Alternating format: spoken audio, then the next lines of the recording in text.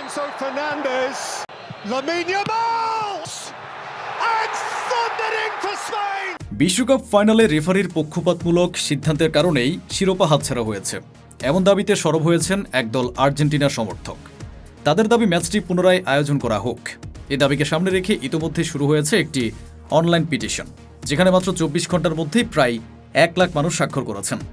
Argentina সমর্থকদের ভাষ্য, ফাইনালের সাবেক চ্যাম্পিয়নদের সঙ্গে অবিচার করা হয়েছে। তাদের মতে শুধু আর্জেন্টিনার স্বার্থেই নয়, ফুটবলের নিরপেক্ষতা বজায় রাখার স্বার্থেও ম্যাচটি পুনরায় আয়োজন করা জরুরি। এই পিটিশনের উদ্যোগ নেন আর্জেন্টিনার সমর্থক গিসেলা সানচেজ।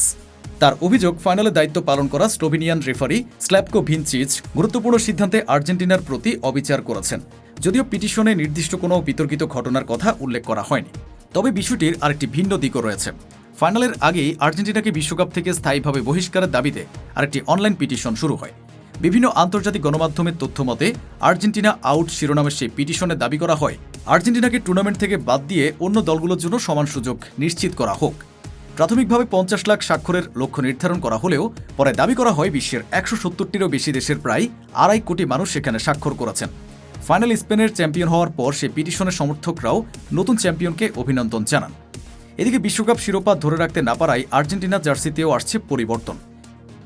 বিশ্ব চ্যাম্পিয়ন হিসেবে ব্যবহৃত বিশেষ চ্যাম্পিয়ন প্যাচ সরিয়ে নেওয়া হবে।